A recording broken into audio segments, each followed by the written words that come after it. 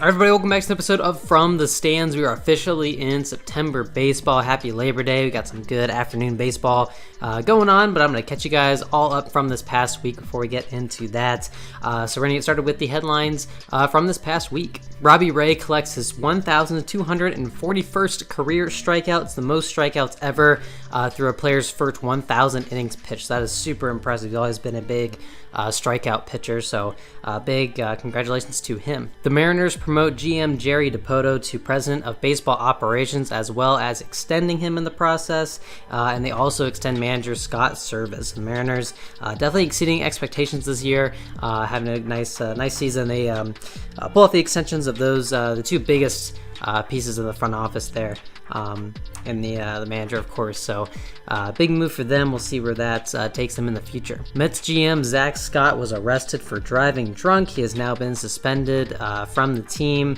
He was leaving a fundraiser at the owner Steve Cohen's house, but he was found. He left around, I believe it was around 11 or midnight, and then he was found at 4 in the morning. So it wasn't related, but a lot of people tried to, when they first put out the headline, trying to make it look, they turn it back onto Cohen or anything. But yeah, it was just a dumb move by Zach Scott. I'm sure he's on his way out the door in the Mets organization. Twins pitcher Kenta Maeda has undergone Tommy John surgery. He was the AL Cy Young runner-up from last year, so people forgot how good of a year he had last season. Shane Bieber kind of blew him away, but hoping that Kenta Maeda can come back strong from that. Definitely need him on the mound. Nick Castellanos had his bat inspected after hitting a grand slam against the Cardinals. It was his second home run of the game, and then Schultz came out and asked the umpires to inspect his bat because it had a chip in it, and I think he just wanted to see if that was legal, and it was. So, and then afterwards, Castellanos gave the bats to a fan after the inspection, so that was pretty cool there. Adam Wainwright and Yadier Molina play their 300th game as a battery. They're just the fourth pitcher-catcher duo ever to reach the 300-game mark, so that is really impressive. Hopefully Wainwright will stick around next year for Molina's final season. Kyle Hendricks collects his 1,000th career strikeout in a game against the Pirates, so congratulations to Kyle Hendricks. Super underrated and a big career milestone for him. On to the plays of the week. Starting us off, Abraham Toro launches a go-ahead grand slam in the 8th inning of a scoreless game against the Astros. He hits it off of Kendall Graveman, whom he was traded for about a month earlier. So that was a super cool moment for the Mariners. Kind of a bit of revenge there, hitting it off of Graveman. Tommy Edman makes this great catch near the tarp and foul ground as he makes the catch and then falls in the stands. Just absolutely no regard for his body.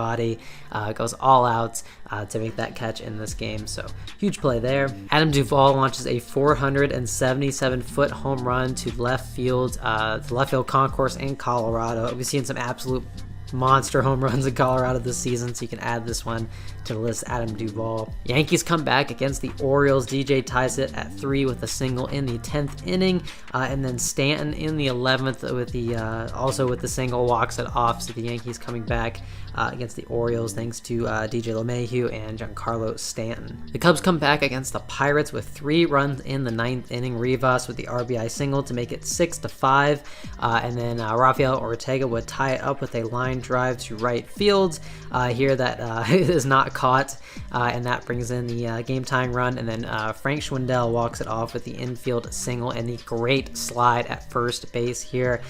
So the Cubs come back, big comeback in this game to win that one against the Pirates. Randall Grichuk makes a super impressive running catch in left center field on this ball hit by Starling Marte. Goes all out here, makes the catch, slides right at the track here. So great catch by Randall Grichuk. Definitely a lot harder than that catch looked. Franmil Reyes hits a monster 2-run home run in the 9th inning to tie it at 3 in Boston. He absolutely I don't even think this ball landed anywhere remotely near the stadium. Absolutely crushes this ball. But in the bottom half, Alex Verdugo would walk it off with a hit to right field. So the Red Sox, after blowing the lead in the 9th, would come back to win that one in the bottom half. Brewers scored 5 runs runs in the 9th inning to beat the Cardinals after trailing 5-1. Maley with the RBI single to make it 5-2. The Brewers would then load the bases with a base hit and a walk, and then with the bases loaded, Daniel Vogelbach comes off the bench to win it with a pinch hit grand slam, and they come back after trailing 5-1. They win this one 6-5 over the Cardinals. Ben Gamel makes a great leaping catch to Rob Contreras from tying the game here in left field. This ball hit well over his head right at the last second, leaps up, makes the catch. Robs Contreras from tying the game there. That would have brought in at least the tying run on that ball hit to left field. Finally, Jake Cronenworth walks off the Astros with a game-winning home run in the 9th inning to right field. The Padres really needed this one. They win this one by a final of 4-3 over Houston on this home run. All right, on to our games of the week. Starting us off, we have a great game between the Marlins and the Mets in New York. We're going to jump to the 6th inning. It is 3-1 Miami. Jesus Aguilar doubles on this fly ball down the line that nobody can catch. Brings in 2 runs, so it makes it a 5-1 Marlins lead. And we're going to go all the way we're going to go to the 7th inning now. With the bases loaded, the Mets turn a clutch double play here to end the 7th inning, keep it at that score. And we're going to jump to the 9th inning. Brandon Nimmo after the walk to Chance Sisco with a 2-run home run, so that gets the Mets a little bit closer. After 2 more hits, they have runners on 2nd and 3rd. Javi Baez grounds one into the hole to Rojas, who can't get him at first base on this from that deep throw. So Baez with the infield single brings in Dom Smith. This was the game after the whole thumbs up, thumbs down situation. So Baez is the winning run at first base, and then Michael Conforto comes up with the base hit to left field. Alfaro can't corral it, so that brings in Alonso to tie the game, and then Baez from all the way at first base comes all the way around to score, slides in to win the game, and the Mets come back with 5 runs in the 9th inning to win this one 6-5. They turn those thumbs around, in the words of Gary Cohen, and they win that one with that comeback in the 9th. All right, next up we have a game between the Mets and the Nationals, this time in Washington. We're going to jump to the 3rd inning. It's already 1-0 Mets. Alonso flies his ball to right field. Soto can't come up with it. Gets by him, and Alonso gets all the way around to 3rd base for a triple. Makes it 2-0 Mets.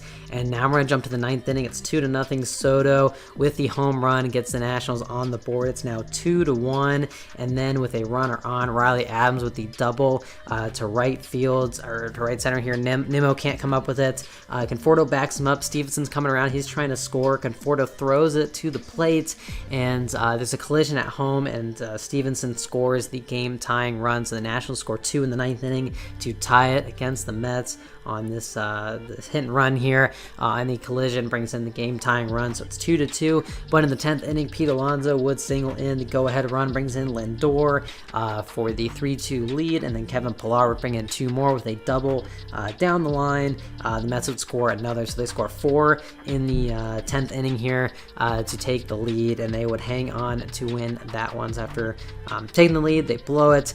They win it in extra innings over the Nationals 6-2. All right, next up we have the game of the week without a doubt against Oakland and Toronto in Toronto.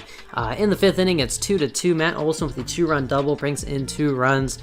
So the A's take a 4-2 lead now. And then Tony Kemp in the 6th inning would hit a 2-run home run, so that makes it 6-2. The A's with a 4-run lead. They would add on 2 more to make it 8-2. And then the 8th inning, here come the Blue Jays. Vlad Guerrero with the RBI single makes it 8-3.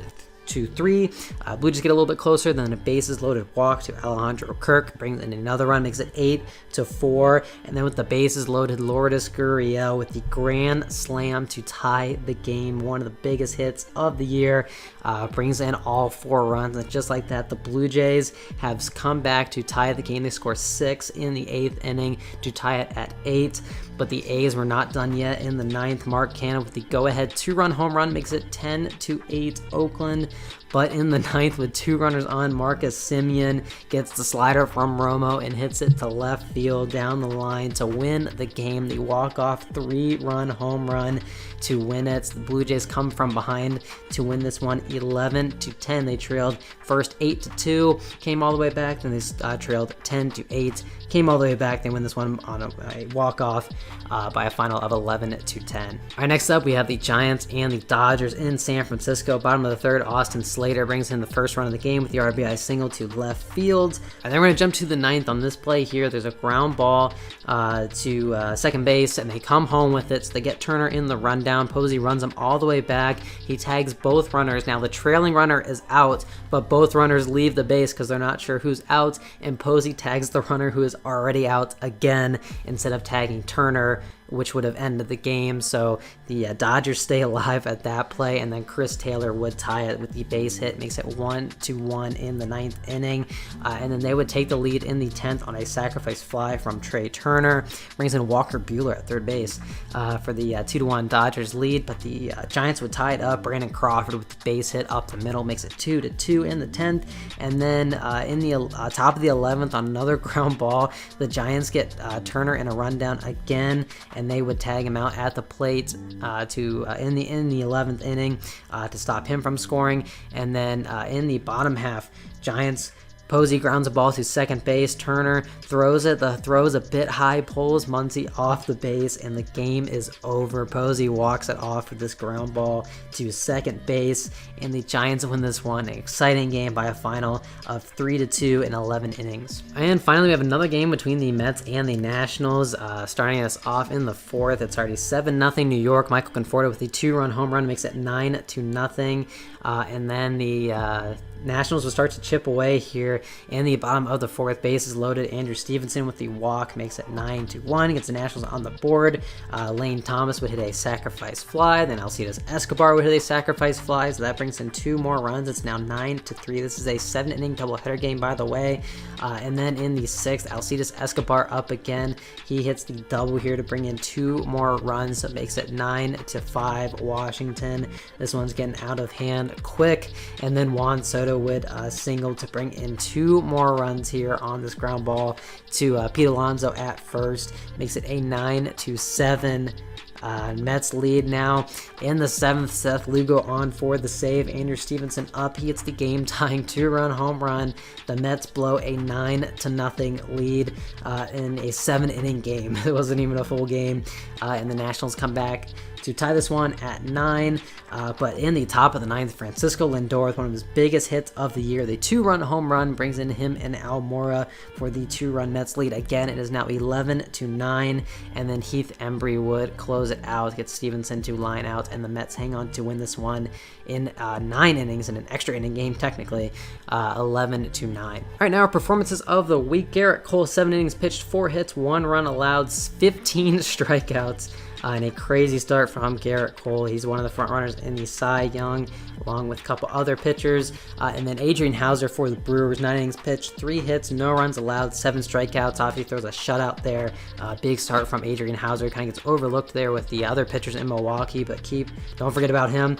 And then Jose Suarez for the Angels, 9 innings pitched, 5 hits, just 1 run allowed, 8 strikeouts in a complete game. So big start from him. On to the standings watch. We got a lot of movement here. The Rays lead the AL East by 7.5 games. Not much has changed there. The White Sox lead the Central by 9.5 games. All the same. In the West, though, the Astros lead the AL West by 4.5 games over Seattle now in 2nd place. Oakland drops to 3rd place, 5.5 games back. So some movement there. Yankees and the Red Sox hold a wild card spot. Seattle's 3 games back. And then Oakland and Toronto just 4 games back. So a bit of a race there. In the NL East, things are getting tighter. Braves now lead the NL East by just 2 games over the Phillies and just 3.5 over the Mets. So things are tightening up there. The Brewers lead the Central by 11 games. That one's not close. And then the Giants lead the West by 1 game over the Dodgers after they took 2 out of 3 in their weekend series. They now lead that division. For the wildcard spots, the Dodgers and the Padres hold those. The Reds are a half game back. Phillies 2.5 games back. The Cardinals are 3 games back, and the Mets are 4 games back. So a couple tight races here to keep an eye on. Players of the week: Robbie Ray, 13 and 2/3 innings pitched, just 2 runs allowed, 20 strikeouts, and a 1.32 ERA for the week. He's the other front runner for the AL Cy Young Award. And then I'm going to go with Jose Suarez for his complete game, 9 innings pitched. Obviously, throws a complete game. 1 run, 8 strikeouts, and a 1 ERA for him.